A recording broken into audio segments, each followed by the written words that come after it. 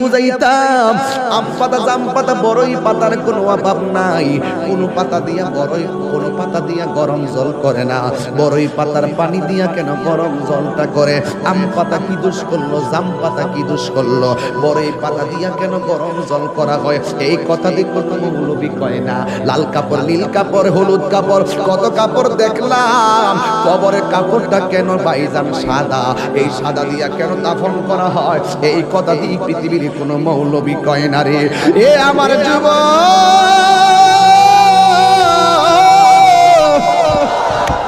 কি দিয়া বুঝাবো কবরটা কেমন ডেঞ্জারাস? কি দিয়া বুঝাবো মরণটা কত কঠিন? কি দিয়া বুঝাবো তাহিরের যে একটা দিন চলে যাওয়া মানে হলো আমার জীবন থেকে চিরদিনের জন্য দিনটা চলে গেছে। কোটি টাকা দিয়েও এই ঘন্টার সময়টা রাখতে পারতাম না। এখন আমি শ্বাস ফালাইতেছি, 1 টাকা বিল দেওয়া লাগে না। নদীর পারে হাওয়া খাই, বিল দেওয়া লাগে না। পল্লী বিদ্যুতের ফ্যান বাতাস খাইলে বিল দেওয়া লাগে। আইসিইউতে ঢুকে গেলে দিনে 50,000 টাকা গোনা লাগে। আমার আল্লাহ যে কত নিয়ামতের বাতাস আমরা ঢুকাইতেছে, বাইরে কইরাইতেছে, 1 টাকা বিল নেই না। আল্লাহ কয় বিল লাগতো না, শুধুমাত্র তোরা 5 বার আইসা কপালটার মাটির মধ্যে লাগাইয়া দিবি। সুবহান রাব্বিয়াল আলা বলবি। দুনিয়ার মালিকের ডিউটি 20 দিন না করলে 20 দিনের বেতন কাটা। আর আমার আল্লাহ করে হাজিরা দিছে দৈনিক 5 বার। 1 মাস হাজিরা দেও না, 2 মাসও দেও না, মাঝে মাঝে সিটারি হাজিরা দাও। কিন্তু আমার আল্লাহ ইচ্ছা করলে তোমার গলার মধ্যে কাটা লাগাইয়া আমার আল্লাহ রিজিকটারে বন্ধ করে দিতে পারে। এরপরও আমার আল্লাহ রিজিক বন্ধ করো না কেন জানো নি?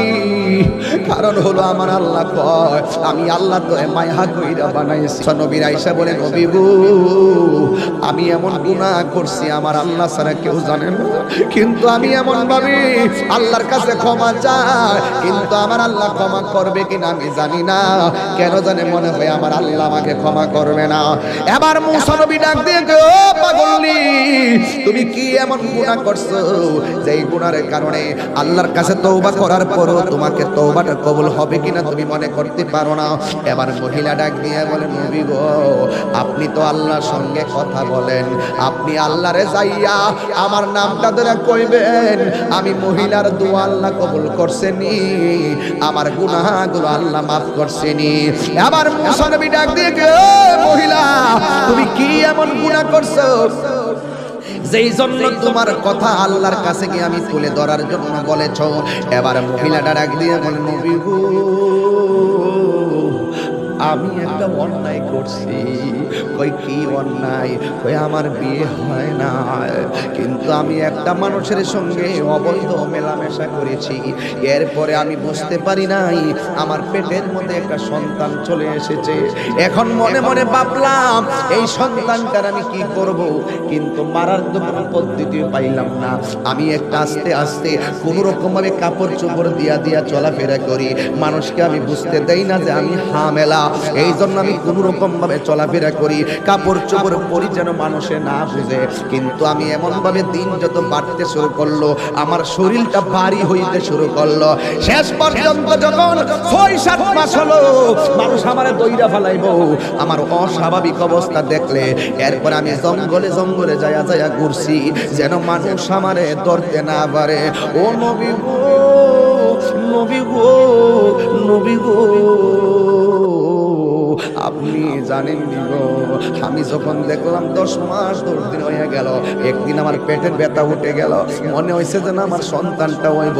কোনো দাইমারে ডাকলে শাস্তি হয়ে যাইব, কোনো দাইমারে ডাকলে সাক্ষী হয়ে যাইব, কোনো মহিলারে ডাকলে সাক্ষী হয়ে যাইব। এখন আমি কি করব? নিজে নিজেই প্রসব করাইছি আমার সন্তান, এখন আমি কি করব? এতদিন আমি পেট গোপন করছি, এখন আমি বাচ্চাটা গোপন করব কেমনে? এক তো আমি জিনা কইরা গুনাহ করলাম, 2 নম্বর সন্তান হয়ে গেছে, এখন আমি সন্তানটা লোক সমাজে লইয়া গেলে আমি কলঙ্কিনী হইয়া যাইব। মুসা নবী আমি কি ভয়ঙ্কর গুনাহ করছি জানেননি?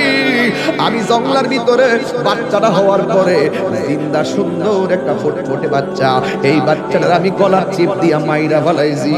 এই জন্য আমি জিনা কইরা গুনাহ করছি এক অপরাধ, আমার পেটের মধ্যে বাচ্চা নিছি আরেক অপরাধ, এই বাচ্চা হওয়ার পরে আমি গলা চিপ দিয়া মাইরা ফলাইছি, এটা আমার অপরাধ। এবার মুসা নবীর ডাক, ইয়া মুসা কালিমুল্লাহ, মাফ হইবনি গো, আমার গুনাহ মাফ হইবনি।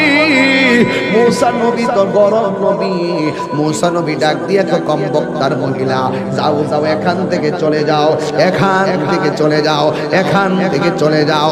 ইন দি মিন টাইমে মহিলা ডাক দিয়া কয়, মুসা নবী গো, অনেক আশা ভরসা লইয়া আপনার কাছে আসছিলাম, আপনি আমারে তাড়াইয়া দিতেছেন, কিন্তু এখন আমি কি করব? এবার মুসা নবী কয়, না না, তুমি যে অন্যায় করছো তোমার কোনো ক্ষমা হওয়ার কথা না। এই মুহূর্তে আল্লাহ ডাক দিয়ে কয়, ও মুসা রে, ও মুসা, যে অপরাধটা তুমি বড় মনে করছো, এর চাইতে আরো বড় গুনাহ আছে, তুমি জানো নি? যেই গুনাহ করলে আমি আল্লাহ এর চাইতে আরো বেশি অসন্তুষ্টি হইয়া যায়। কয় কি? কয় যারা ইচ্ছা কইরা নামাজ চাইরা দেয়, ওই বান্দার উপরে আমি।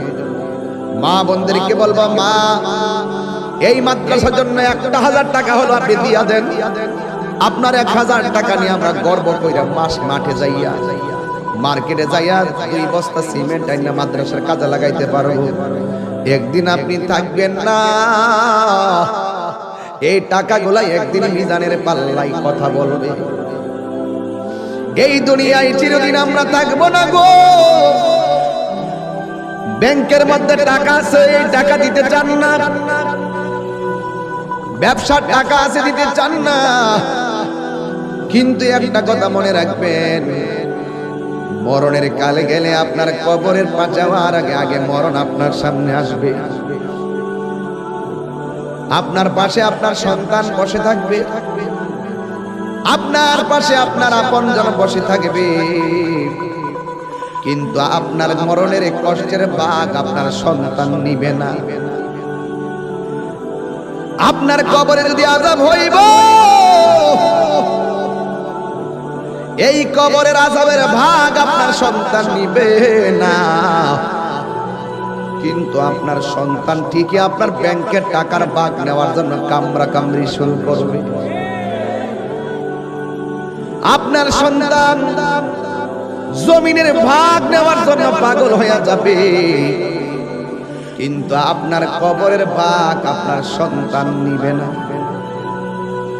এই জন্য আল্লাহ রাব্বুল আলামিন বলেছেন, মিনহা খলাকনাকুম ওয়া ফিহা নুঈদুকুম ওয়া মিনহা নুখরিজুকুম তারাতান উখরা।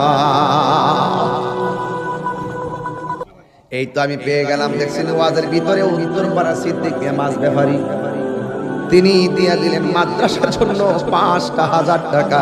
এই 5,000 টাকা আমার কাছে 5 কোটি টাকা মনে হয়। এই টাকাগুলা মাদ্রাসার কাজে লেগে গেলে একদিন হয়তো সে কবরে চলে যাবে, এই সওয়াবটা তার কবরে ফ্লেক্সি হতে থাকবে। আল্লাহ আপনি তার দানটাকে কবুল আর মঞ্জুর করে নেন। সবাই জবানটা খুলে বলুন আমিন।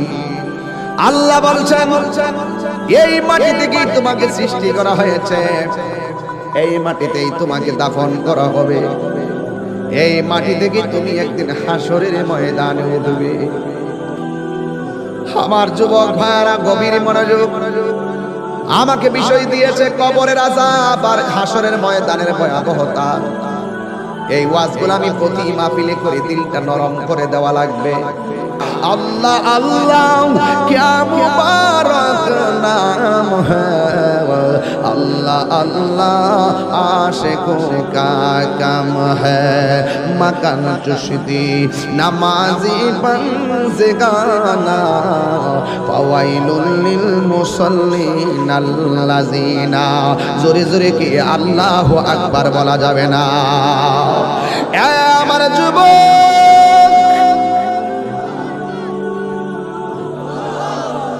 আজরাইল ইমানদার চোখের সামনে আল্লাহর নামটা যখন দেখবে, ওই ইমানদার আল্লাহর নামটা যখন দেখবে, সারা জীবন সে আল্লাহর নামে ফানা ছিল, সারা জীবন সে নবীর প্রেমে ফানা ছিল।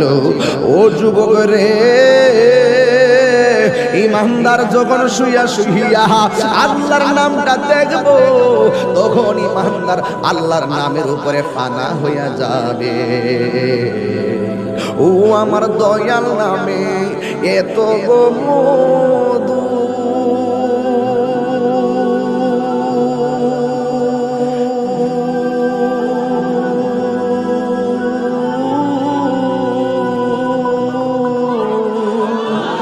ওরে আমরা রে কয়রাছে এ জাদু,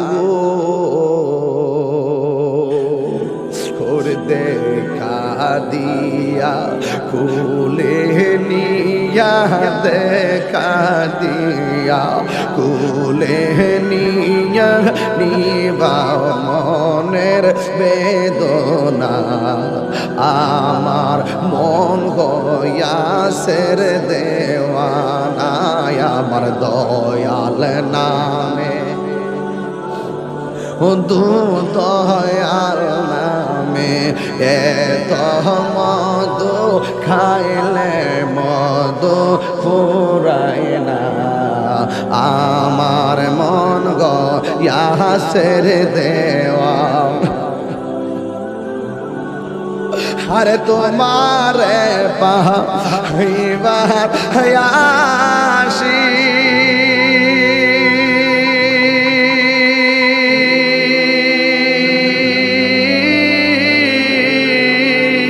ঘুরতেছি কাঙালের বেশে গো, ওরে মরণ কালে দেখা দিয়া, মরণ কালে দিয়া নিবা ইয় যাতনা, আমার মন হয়াসের দেওয়া না, দয়াল নামে এত মধু, দয়াল নামে খাইলে মধু ফুরায় না, আমার মন গয়াসের দেওয়া না, আমার মন গয়াসের দেওয়া না। একটা জবান বন্ধ রাখবেন না, জবানটা খুলে বলু সুবহানাল্লাহ। হে আমার বন্ধুরি, ও বাড়িওয়ালার বন্ধুরা, ও আমার মইনদের বন্ধুরা, ও আমার সাজদাপুরের বাবা, কুস্তির বাবা, বুড্ডার বাবা, যত জায়গা থেকে আসছে রে বাবা, ও মল্লেশ্বরের বাবা, আমার আল্লাহ বলে আজরাইল তোমার হাতের তালুর মধ্যে আমি আল্লাহর নামটা লেখো, আল্লাহর নামটা দেখে ইমানদার আল্লাহর নামে ফানা হয়ে যাবে। এই সুযোগে আজরাইলে ইমানদারের রুহটার সার্জারি কইরা লইয়া যাইব। এবারে বাবা ছোট বাচ্চা মায়ের স্তন থেকে দুধ পান কইরা যেমনে ঘুমায়া গেলে টের পায় না, ইমানদার বাড়ি ওরা ভাঙ্গা ঘরে এমন ভাবে ঘুমায়া যাইব যারা পরিমাণ কোনো টের পাবে না। আর জোরে জোরে কন্যা আল্লাহু আকবার। এই জন্য আমার যুবক আল্লাহ কয় মাটি থেকে তোরে বানাইলাম, এই মাটিতেই তোরে দাফন করা হবে। আপনি চলে গেলেন, আপনাকে বড়ই পাতার গরম জল দিয়ে গোসল করাইতেছে কে আতর লোবান কে হইল আমি কি দিয়া বুঝাইতাম? আম পাতা, জাম পাতা, বড়ই পাতার কোনো অভাব নাই। কোন পাতা দিয়া বড়ই, কোন পাতা দিয়া গরম জল করে না। বড়ই পাতার পানি দিয়া কেন গরম জলটা করে? আম পাতা কি দোষ করলো? জাম পাতা কি দোষ করলো? বড়ই পাতা দিয়া কেন গরম জল করা হয়? এই কথা দিয়ে কোনো মৌলবি কয় না। লাল কাপড়, নীল কাপড়, হলুদ কাপড়, কত কাপড় দেখলাম। কবরের কাপড়টা কেন ভাইজান সাদা? এই সাদা দিয়া কেন দাফন করা হয়? এই কথা দিয়ে পৃথিবীর কোন মৌলবি কয় না রে। এ আমার যুবক,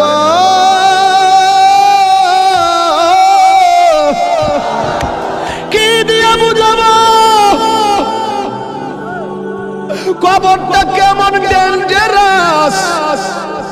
কি দিয়া বুঝাবো মরণটা কত কঠিন, কি দিয়া বুঝাবো তাহিরের একটা দিন চলে যাওয়া মানে হলো আমার জীবন থেকে চিরদিনের জন্য দিনটা চলে গেছে। কোটি টাকা দিয়েও এই ঘন্টার সময়টা আনতে পারতাম না।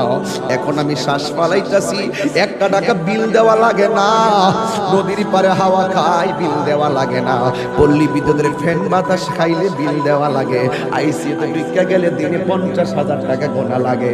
আমার আল্লাহ যে কত নিয়ামতের বাতাস আমরা ঢুকাইতাছে বাইরে কইরাইতাছে, 1 টাকা বিল নেই না। আল্লাহ কয় বিল লাগতো না, শুধুমাত্র তোরা 5 বার আইসা কপালটারে মাটির মধ্যে লাগাইয়া দিবি। আমার পূর্বের আলোচক এই দিকে খেয়াল করে কথা বইলা গেছে। এরপর হাসরের ময়দানে চিত্র তুলে ধরলাম, সবার মুখের মধ্যে শুধু নাফসি নাফসি থাকবে, শুধুমাত্র নাফসি নাফসি। আদম নবী বলবে নাফসি নাফসি, ঈসা নবী বলবে নাফসি নাফসি, ইব্রাহিম নবী বলবে নাফসি নাফসি, সব নাফসি নাফসি। যুবক, ওই কঠিন মুসিবতে আল্লাহর ছায়া পেলে কোনো ছায়া থাকবে না। ওই কঠিন মুসিবতে আমার আল্লাহ 7 শ্রেণীর মানুষকে আর সে আজিমের নিচে ছায়া দান করবে। জবানটা খুললে কন্যা কয় শ্রেণীর লোক? 7 শ্রেণীর মানুষকে আল্লাহ রাব্বুল আলামিন আরশে আজিমের নিচে ছায়া দান করবে। 1 নম্বর হলো যারা ন্যায় বিচারক, 2 নম্বর হলো যৌবনে যার ইবাদত বেশি, 3 নম্বরে মসজিদ নামাজ আর জিকির যার বেশি, 4 নম্বরে যারা আল্লাহর ভয়ে কান্না করে, 5 নম্বরে যারা দান করে, 6 নম্বরে যারা আল্লাহর জন্যই কাউরে ভালোবাসে, 7 নম্বরে হলো তাদের সামনে গুনাহ আসছে কিন্তু আল্লাহর ডরে তারা গুনাহ করে নাই। যেমন তোমার আমি একটা বাবা ট্যাবলেট দিলাম, তুমি বলবা হুজুর আমি খাইতাম না, এটা খাইলে আমার আল্লাহ আমার আমলনামায় গুনাহ লিখবো। তোমাকে আমি বললাম এই মেয়েটার তুমি ভোগ করো, তুমি বললা না হুজুর সুযোগ আছে, এরপর আমি ভোগ করব না। কেন? আমার আল্লাহ আমারে গুনাহ দিব। আমার রাসূল বলেন যার চোখের সামনে গুনাহ 100% করার সুযোগ আছে, এরপর আল্লাহর ডরে গুনাহ করে না, এই সমস্ত বান্দাদের জন্য যেমন 1-3টা বন্ধু রাস্তা দিয়ে রওনা দিছে, হঠাৎ করে একটা গুহার ভিতরে ঢুকলো, মুখের মধ্যে একটা পাথর পড়ে গেছে, এই পাথরটার নড়াচড়া করে না। এবার বন্ধু 3 জন ভিতরে আটকা পড়ে গেছে, এই পাথরটা সরাইতেও পারে না। বন্ধুরে আমার ও বাড়ি ওরা কষ্ট হচ্ছে আমাদের, একটু জবানটা খুললে কেন আল্লাহু আকবার। বন্ধু কয়জন? আরো জোরে। কিসের ভিতরে আটকা পড়ছে? আমি তাহিরি আপনাদেরকে যা বলতেছি হেদায়েতের লক্ষ্যে ওয়াজ করতেছি। যদি মনে করেন যে আমি উড়াইল্লা ওয়াজ করতেছি, ভুল হবে। আমার ওই অনেকগুলো আয়াত মাঝখানটা তো আয়াত ওয়াজ করবো, এই ওয়াজ করাও তো আমার পক্ষে সম্ভব হইতে পারতেছে না।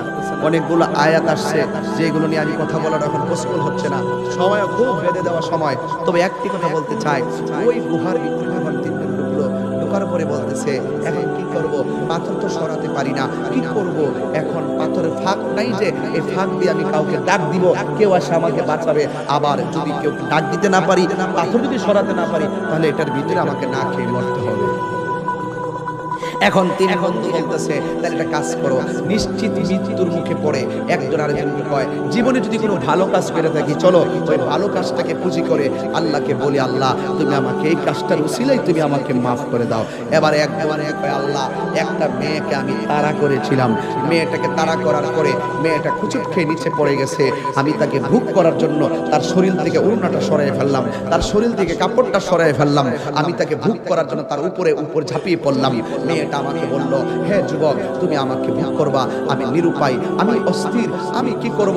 এখন আমি বাঁচতে পারবো না, আমি হয়তো এখন নিঃসন্দেহে আমার ইজ্জত লুণ্ঠন হয়ে যাবে, কিন্তু তুমি আমাকে ভোগ করার আগে তোমাকে আমি একটা কথা বলি, তোমার সামনে তো নিশ্চিত আমাকে তুমি ভোগ করতে পারবা, আমার তো বাঁচার কোনো উপায় নাই, তবে একটা কথা, তুমি আল্লাহকে ভয় করো। ওই ছেলেটা পাহাড়ের থেকে বলতেছে আল্লাহ ওই দিন আমি মেয়েটার উপর থেকে লাফ মেরে দাঁড়িয়ে গিয়েছিলাম, আমি কাপড় পরিয়ে দিয়েছিলাম, ওড়নাটা পরিয়ে দিয়েছিলাম, আমি তাকে সসম্মানে বাড়িতে পৌঁছে দিয়েছিলাম, একমাত্র তোমাকে ভয় করে, নিশ্চিত পাপ কাজ থেকে আমি দূরে চলে এসেছিলাম শুধু তোমাকে ভয় করে। যদি সত্যিকার অর্থে তোমাকে ভয় করে থাকি তাহলে পাথরটা সরায় দাও। কথাটা বলতে দেরি পাথরটা সরে গেছে। রাসূল বলেন নিশ্চিত তার সামনে গুনাহ আছে,